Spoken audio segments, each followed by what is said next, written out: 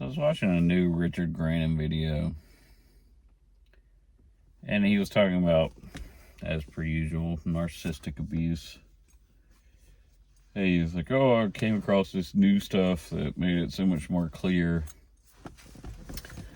Well, I don't think it really made anything more clear. I mean, you can go watch it, whatever. And he's like, people that are predisposed to narcissistic abuse are people that are, very immersive into a situation. Well, no fucking shit. That's why we're empaths. We can feel and vibe with what's going on around us.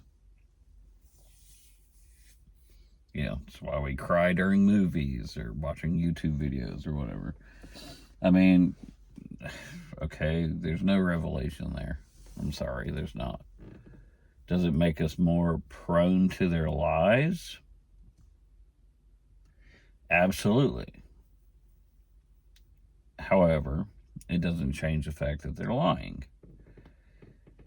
Or putting on a show or an act or whatever they may be doing.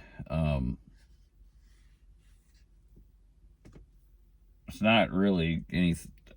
I guess what bothered me about it is all the comments were like, oh, this is so revolutionary and this changed the world.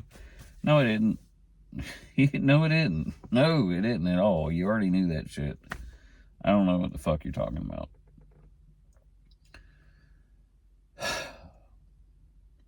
But it got me thinking, of course. And I think that, honestly, my train goes in this direction.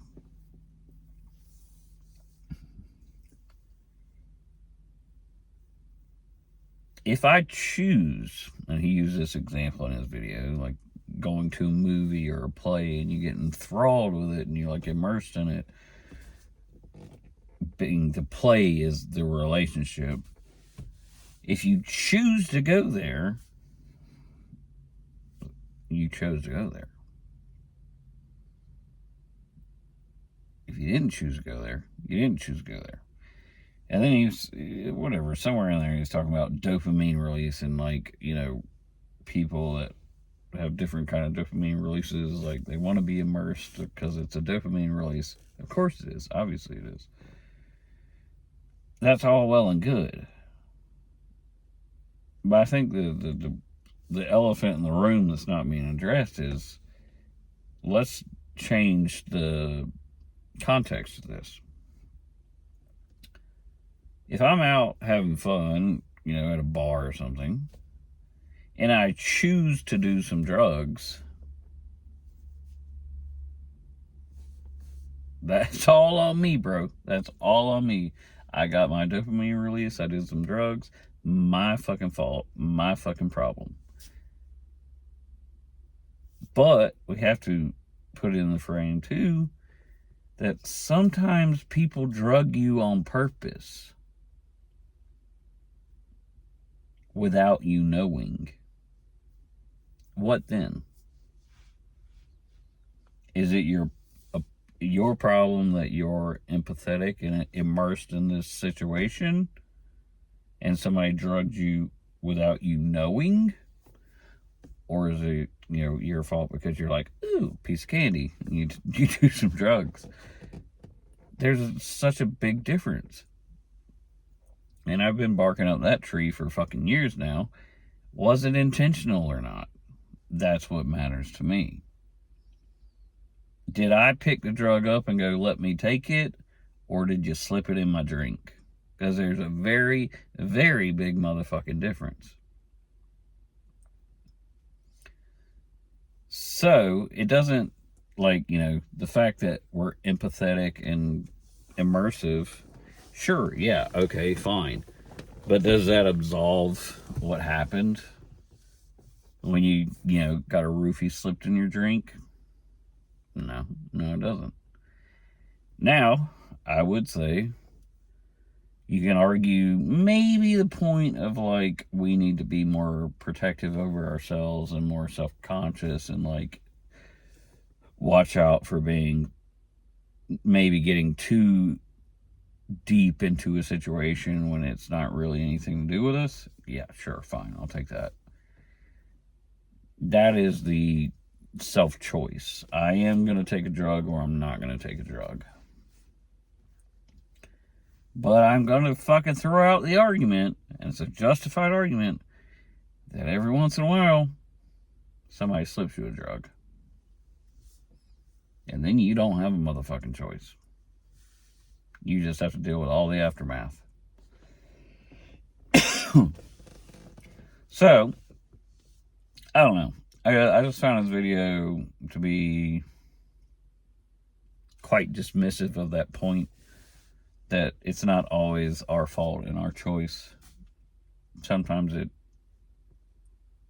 literally is thrust upon you in the worst ways possible.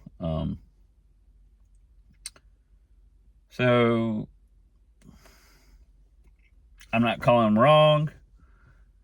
I'm not calling him 100% right. I'm saying the issue of intent and whether your choice or not is a big aspect to that argument. And I think what he was trying to get at, which I think is dismissive too, but whatever. I think what he was trying to get at was saying that we're doing it out of habit and out of nature, and we don't even realize it. Like, you're taking that drug, not even realizing you're taking that drug. And I just disagree with that.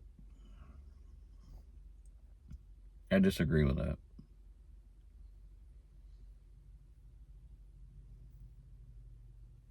Like, I know certain drugs or whatever, this is hypothetical, obviously, whether that be a drug of a relationship or blah, blah, blah, blah, blah, blah, blah, are going to make me feel good. I know that. Everybody, I don't see how anybody wouldn't know that. I know I'm going to get a dopamine release off of fucking doing this drug, that drug, this drug, this drug, that drug. I know that. But I'm conscious of whether I'm taking it or not.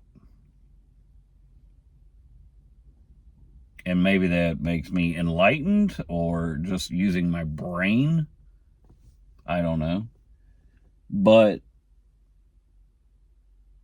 when somebody comes along and slips you a drug and you don't know it,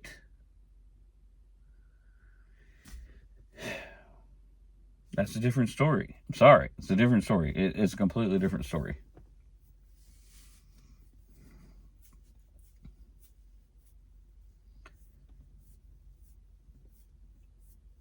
So, I don't know. Whatever. That's my thoughts on that. And you can go watch this recent video and reflect however you want to. But I think there's just a very big difference there. You know. Okay, I may be more susceptible to, let's name a random drug, cocaine or something, than most people. Okay, if I go out and choose to take that drug, that's on me. I took it. My bad.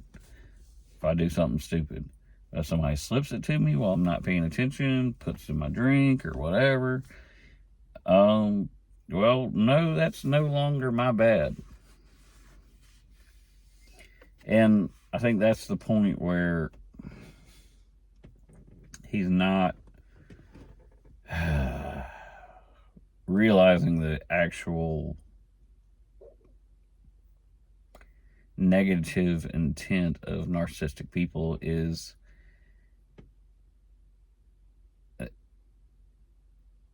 his theory. I get it, but he's making it sound like it's our fault, and that's where I have the problem, because I'm not trying to like play victim, blah blah blah. But what narcissistic people do is they'll dance around you for long enough, just circle. They're like little sharks. They circle and they circle and they circle and they circle and they circle. Predators, mountain lions, bears, whatever. They're following you and they're circling you. And when they find that weak spot, they strike. Now, our weak spot may be your drug of choice. Whatever your dopamine release is. Sympathy, empathy, love, romance, whatever. It could be whatever. And that's the part that I think he's like, everybody's gonna have a different weakness. All right. But the narcissistic people are actively tracking for that weakness. Like, their radar is constantly going of like, where's the weak spot? Where's the weak spot? Where's the weak spot? Where's the weak spot? And then when they find it, they hit. Just like slipping drugs into your drink at the bar. It wasn't your choice. They were actively looking for it. And I'm not going to back off that hill ever, because I've witnessed it personally many, many times. So yes, I have a weak spot that I'm empathetic and I get immersed in things. Making that choice to do so is an entirely another story than somebody taking advantage of it.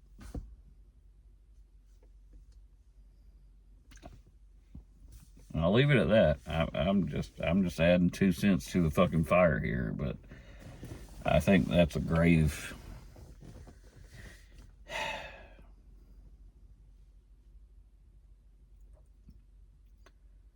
I don't know. I think I'll go a little bit longer with it.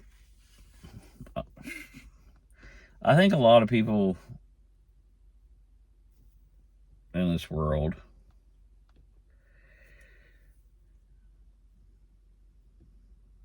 get some kind of relief or satisfaction by going, oh, it was my problem.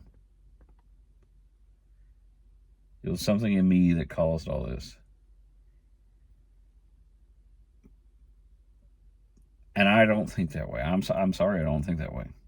When somebody actively went after me to cause me harm, knowing my weaknesses, you know,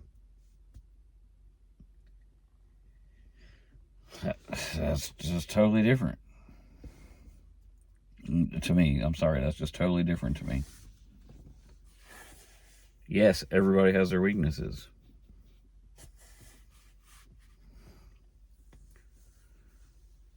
You know, it's also about just knowing each other. But that's the thing, the narcissistic people, they know you before you know what's going on. And you take this as like an elemental thing, like, you know, hydrogen and oxygen can make water. It's great, everybody, you know, it's the element of life. Okay, fine. Take oxygen and steel. Well, it deteriorates, right?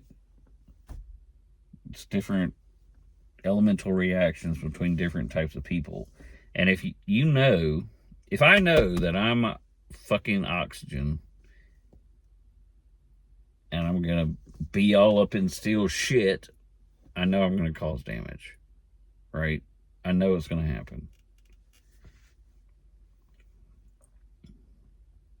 And let's bring in some salt too. That'll make it even better. So